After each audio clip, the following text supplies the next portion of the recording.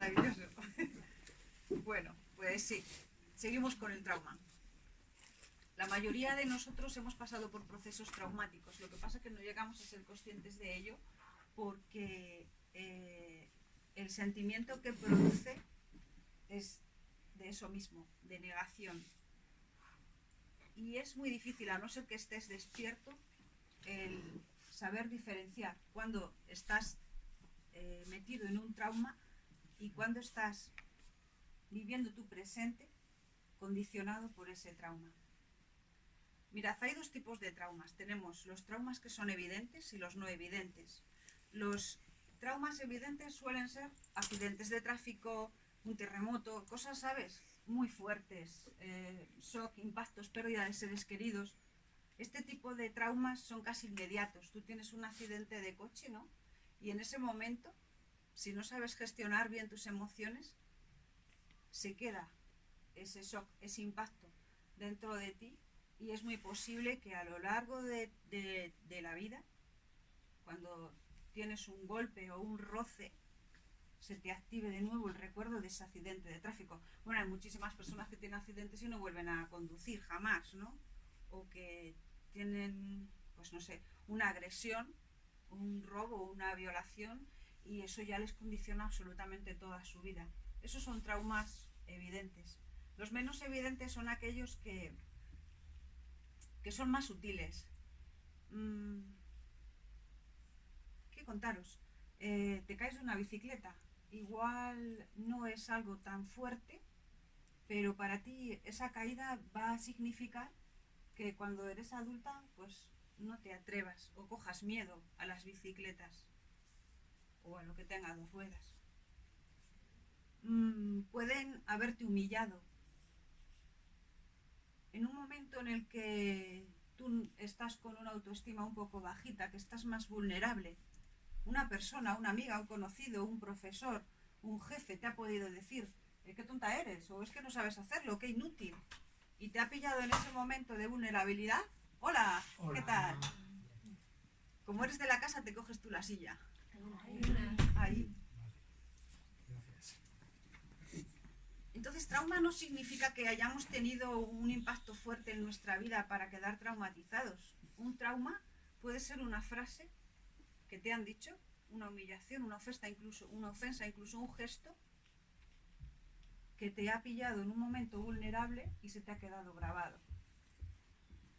¿Vale? Y pensaremos, joder, ¿cómo reconozco yo si realmente tengo este tipo de traumas? ¿Cómo puedo verificar que lo tengo y lo voy a sacar? Es complicado porque en nuestro día a día lo pasamos por alto. De joven me llamaron inútil y ahora pues tengo este condicionante de que me cuesta hacer las cosas porque creo que soy un inútil, o en mi familia o lo que sea. Entonces es difícil llegar a ello porque el presente nos va arrastrando mucho en el día a día, en el trabajo, en las labores. Nos enfrascamos demasiado. Entonces, el trauma, ha habido muchísimos estudios y uno de ellos ha sido el doctor Levin. No solamente él, muchísimos psicólogos y médicos que trabajan con el trauma asociaron y pudieron verificar sus tesis y sus experimentos a través de observar la naturaleza y a través de observar a los animales. Impresionante lo que podemos averiguar del comportamiento animal. Vemos como un animal entra en 3 fases. Mirad, el trauma siempre se va a quedar fijado, grabado en nuestro cuerpo, como una situación de miedo, de amenaza, de que entro en peligro. Entra en peligro mi vida, entra en peligro mi integridad, me siento atacada, me tengo que defender.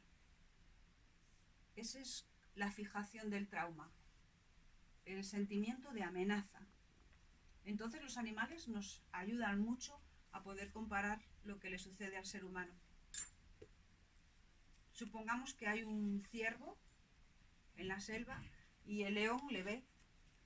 El animal tiene 3 posibilidades, al igual que nosotros, y esas 3 posibilidades son la lucha siempre y cuando el rival al que te enfrentes sea de tu misma altura. No se ve nada, ¿no? Bueno, pone lucha. Como lo dices, ya está.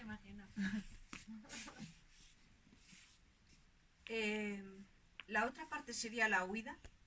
Este rival es demasiado grande para mí, no puedo enfrentarme a él, cojo y me la aspiro. Y la otra parte, cuando no puedes ni huir ni luchar, es la congelación, el quedarte paralizado. Los animales utilizan mucho esta técnica cuando se sienten muy vulnerables o cuando ya no les queda otro remedio, porque no pueden correr, porque la presa, o sea, el cazador es mucho más fuerte o más rápido, o no pueden luchar. Entonces el animal se hace el muerto, así, tranquilamente. Adelante, adelante. Bienvenida. Ahora te sacan una silla. 2, 3. Otra. 4. A ver, pulso un poquito ahí. 5.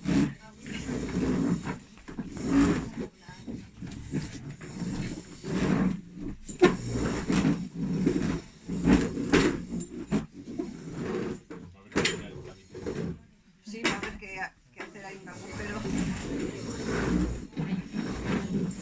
Hola, Alex, ¿qué tal, cariño?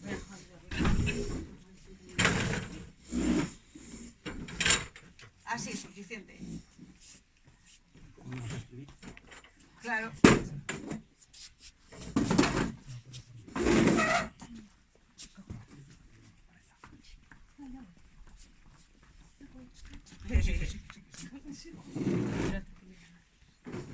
Vale, pues venga, que seguimos. Estamos con que el trauma llega y tenemos 3 opciones para poder liberarlo. Es a través de la lucha, de la huida o de la congelación. La lucha es, me enfrento a lo que tengo delante. Tengo una persona o un jefe o una madre que me está criticando, me está humillando, me enfrento y me defiendo. La huida, mira, paso de ella, que sea como sea, yo cojo y me piro, porque me va a causar más perjuicio el defenderme que el estar marchándome. Y luego la otra es la congelación, no hago absolutamente nada. Y en el caso de los animales, en el caso de este ciervo, lo que hace es, pues eso, hacerse el muerto. Baja su ritmo cardíaco, baja su respiración, incluso baja su temperatura. Tanto que el cazador piensa que el ciervo está muerto, y esa es una oportunidad que tiene el ciervo de que tal vez el león diga, ah, pues mira, ya se ha muerto del susto, le voy a agarrar con cuidado y me lo voy a llevar a la cueva para repartírselo a mis cachorros, o me voy a despistar un ratito, voy a por mis cachorros y que vengan aquí. Bueno, es una de las oportunidades que tiene. Y en el momento en el que el león se aleja un poquito, el ciervo se sacude del estrés que ha vivido, ¡bum!, y sale corriendo. Los animales, el comportamiento es este. Hay una grabación de un oso polar, el National Geographic, donde desde un avión le persiguen y el oso corre y corre y corre huyendo, ¿no? Porque escucha el ruido. Y al final le tiran un dardo y le tranquilizan y se queda dormido.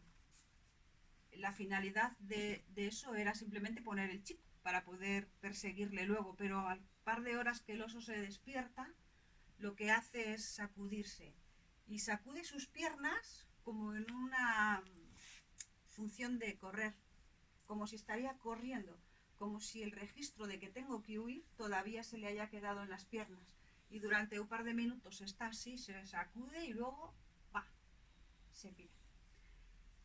En los peces, el pescador, cuando esto que es pesca sin muerte, solamente para practicar, ellos cogen el pez,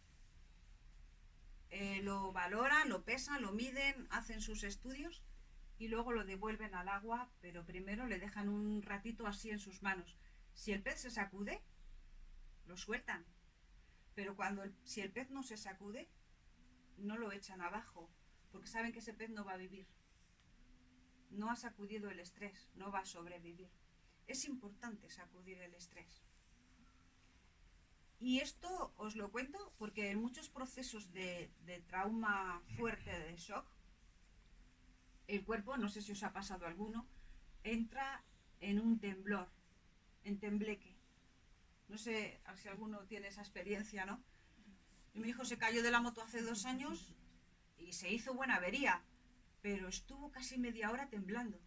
Que yo le ponía chaquetas y yo le decía, ¿pero tienes frío? Y dice, mami, que estoy tranquilo, pero no sé lo que me pasa. Su cuerpo temblaba, temblaba, temblaba, temblaba. Y bueno, pues se recuperó fácilmente. Y ahora lo entiendo, después de estudiar el trauma, ¿no? Cómo el ser humano necesita agitarse y soltar el estrés. Si no lo sueltas, es muy posible que el trauma se quede grabado en ti. Esto es como un consejo, ¿no? Si en alguna ocasión os veis en una situación traumática, permitid que el cuerpo se exprese por sí mismo, porque el cuerpo es inteligente y lo que va a hacer es transmitir esas sacudidas, liberar ese estrés. Y si podéis, pues el caminar. El trauma solo se va a fijar si os quedáis congelados. La congelación va a dar un tiempo maravilloso a tu mente para que el trauma se fije.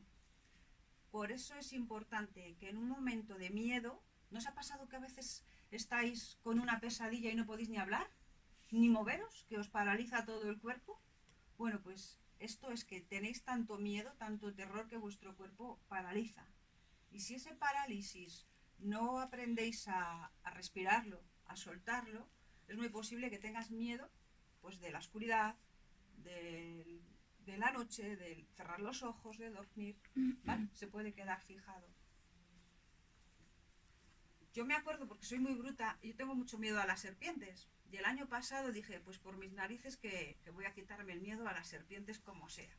Y en veranito, los trigos altos, que sé que en mi pueblo hay muchas culebrillas, dije, vale, pues entro en sandalias hasta la mitad y me voy hasta el camino. Y todo decidida, y cuando llega a la mitad, ¡buah! Me empezó a temblar todo y me entró la parálisis. Nunca más he podido, no sé, verificar en mi propio ser lo que es la parálisis, pero quieta, parada, que yo decía, Dios mío, y empecé a gritar, por favor, ayúdame. Y allí no había ni Dios. Estaba yo sola, yo no me podía mover. Me había entrado tanto pánico que era imposible moverme. Después de unos minutos ya empecé a respirar, y bueno, para atrás, para adelante, digo, venga, para adelante, y salí del trigal. Pero esos minutos intensos de miedo, esos te pueden llegar a traumatizar para toda la vida, porque es horrible. ¿Pero ibas pensando al mismo tiempo que ibas andando en las posibles culebras? No, pero hubo un momento que ese pensamiento entró. Claro. Entró el pensamiento de que están aquí, las víboras te van a picar y te paralizas. Entonces, sí, ante una situación de miedo crítico tenéis que poneros en movimiento. Aunque sintáis el miedo, ese parálisis, ¿vale? Tratar de mover aunque sea un poquito el cuerpo, ¿vale? Para permitir que el estrés vaya saliendo. No os paralicéis. Si estáis en un sueño, en una pesadilla, pues lo mismo, al tratar de mover algo. Esto es un poco como el consejo, ¿no? Sí.